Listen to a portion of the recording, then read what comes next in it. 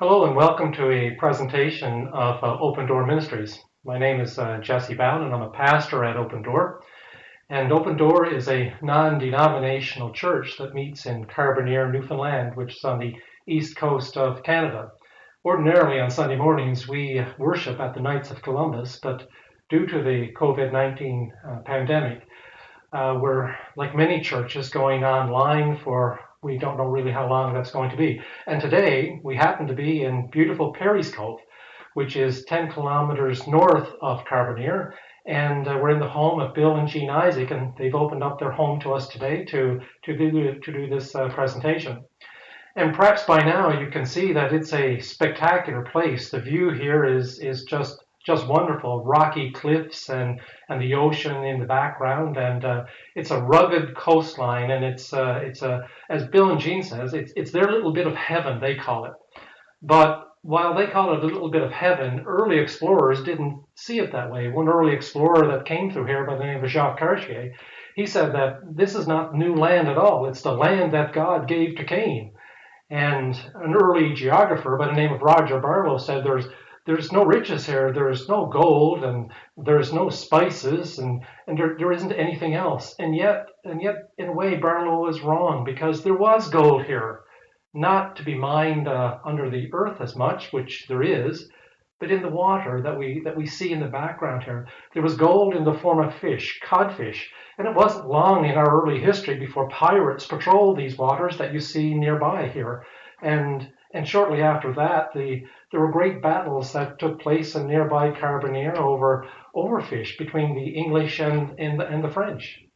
And as settlers began to settle along the shore between Perry's Cove and Carbonear and this surrounding area, it became a place where people knew tragedy, they knew great hardship and starvation.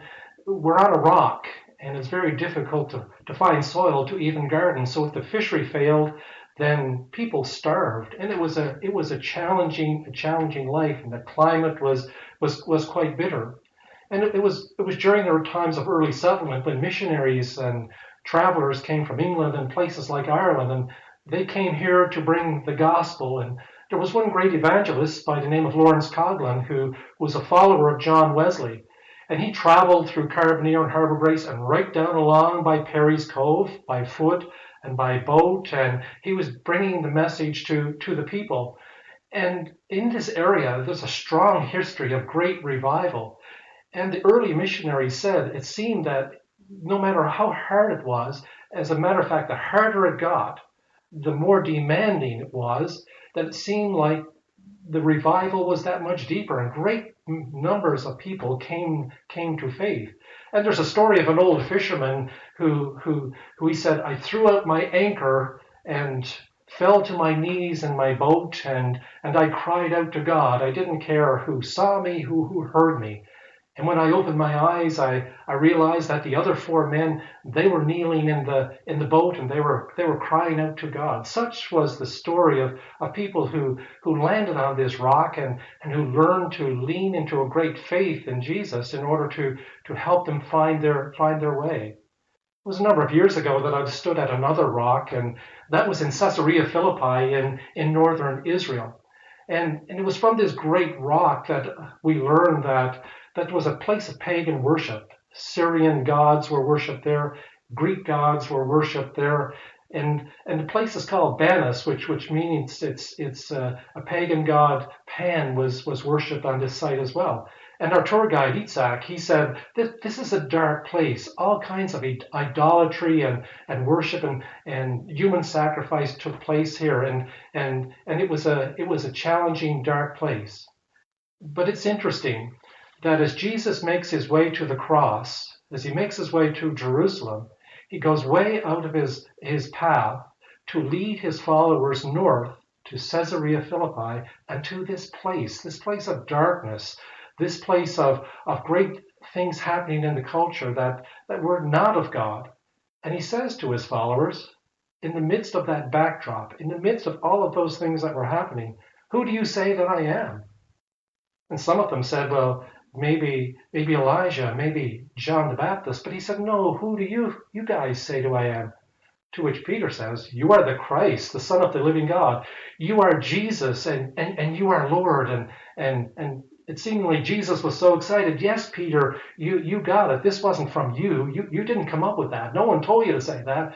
That was of God. And on this rock, Peter, on this rock, I'm going to build my church. The gates of hell are not going to prevail against it." Peter, in many ways, was that first building stone, the first one who declared that Jesus is Lord. And from Peter, building his faith on the great rock, Jesus Christ, the cornerstone, from Peter there became many other followers who went out into the world, who proclaimed that Jesus is Lord. I wonder, throughout our history of hardship and challenges here along this coast and throughout Newfoundland, that there is a history of leaning in to who Jesus is when times get bad. We're going through some challenging times. Who is Jesus to you during these times? We can't lean into the stock markets. We can't lean into the price of oil. Seemingly the things that used to prop us up or we're used to leaning and holding on to, they seem to be a little loose. But yet in the midst of this, there's a great proclamation of faith that we can make, that in fact, Jesus is Lord, that in the midst of all that is going around us, He is our peace, He is our comfort, and He is our rock, and He is our hope. I encourage you to continue to put your faith in Him, to put your trust in Him. And maybe during these times you're scared and you're afraid and you don't know what's going to happen. A most wonderful place is to give your assurance, put your faith and trust in Him who is the rock. And from there you will find a peace and a hope that you've never known that could ever be possible. We used to sing this old hymn, "On Christ the solid rock I stand, all other ground is sinking sand." During these days, I encourage you, lean into Jesus. He is Lord, He is our peace, and He is our hope. And I pray my blessings upon you in all of your comings and goings, as you reach out to others, as you encourage others, and you are the calming presence of Jesus in the midst of changing circumstances. May His peace be yours. Praise be to God.